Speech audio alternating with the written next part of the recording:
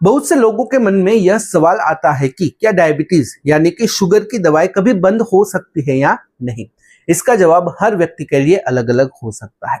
कुछ लोगों में सही समय पर लाइफस्टाइल बदलने, वजन कम करने, नियमित एक्सरसाइज करने और खाने पीने पर कंट्रोल रखने से शुगर काफी हद तक कंट्रोल में आ सकती है।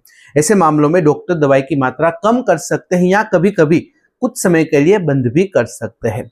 लेकिन इसका मतलब यह नहीं है कि बीमारी पूरी तरह से खत्म हो गई। डायबिटीज एक ऐसी स्थिति है जिसमें शरीर का शुगर कंट्रोल सिस्टम कमजोर हो जाता है।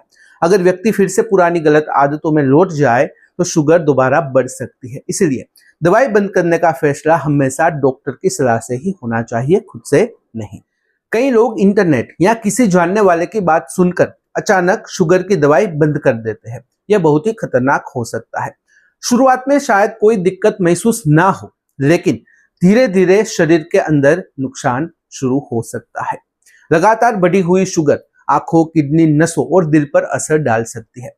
कई बार मरीज सोचता है कि मेरी शुगर तो अब ठीक आ रही है, इसलिए दवाई की जरूरत नहीं है, जबकि असल में शुगर दवाई की वजह से कंट्रोल में होती है। अगर दवाई अचानक बंद कर दी जाए तो ब्लड शुगर तेजी से बढ़ सकती है। कुछ लोगों में चक्कर, कमजोरी, ज्यादा प्यास लगना, बार बार पेशाब आना या फिर धुंधला दिखना, इस प्रकार की समस्या भी शुरू हो सकती है। इसलिए डायबिटीज की दवाई को कभी भी अपने मन से बंद या कम नहीं करना चाहिए। कुछ मरीजों में ऐसा भी देखा जाता है कि वजन कम करने और हेल्दी लाइफस्टाइल अपनाने से उनका ब्लड शुगर काफी बेहतर हो जाता है।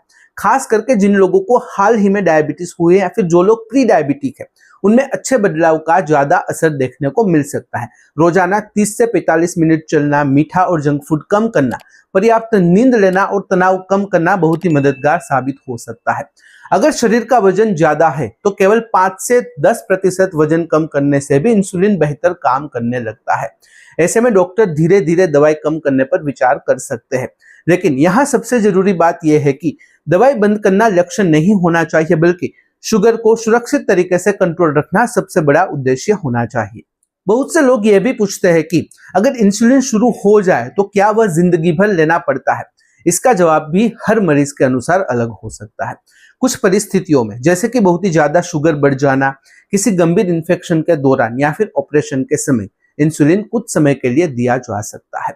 जब स्थिति बेहतर हो जाती है तब डॉक्टर मरीज को वापस टेबलेट पर ला सकते हैं।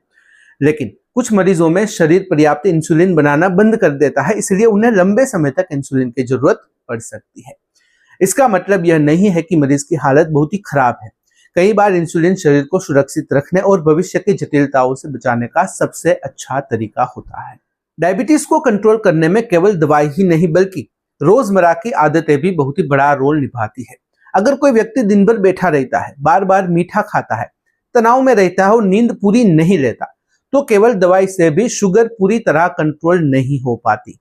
दूसरी तरफ जो लोग समय पर खाना खाते हैं, नियमित वॉक करते हैं, पानी सही मात्रा में पीते हैं और डॉक्टर द्वारा बताई गई जांच समय समय पर करवाते हैं, उनमें शुगर बेहतर रहती है। HbA1c टेस्ट भी बहुत ही महत्वपूर्ण होता है, क्योंकि इससे पिछले 3 महीनों की औसत शुगर का पता चलता है।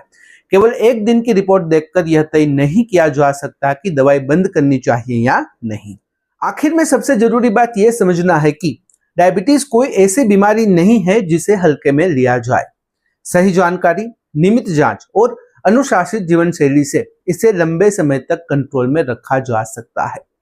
कुछ लोगों में दवाई कम या फिर बंद भी हो सकती है, लेकिन यह केवल डॉक्टर की निगरानी में ही होना चाहिए। सोशल मीडिया या फिर घरेलू नुस्खों के भरोसे दवाई छोड़ना नुकसानदायक साबित हो सकता है।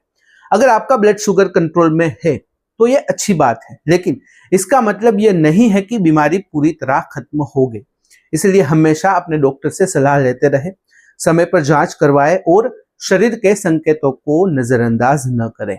सही देखभाल और सही आदतों से डायबिटीज के साथ भी स्वस्थ और सामान्य जीवन जिया जा सकता है। तो यह थी सामान्य जानकारी की डायबिटीज यानी कि शुगर की दवा कभी बंद हो सकती है कि नहीं, उसके बारे में।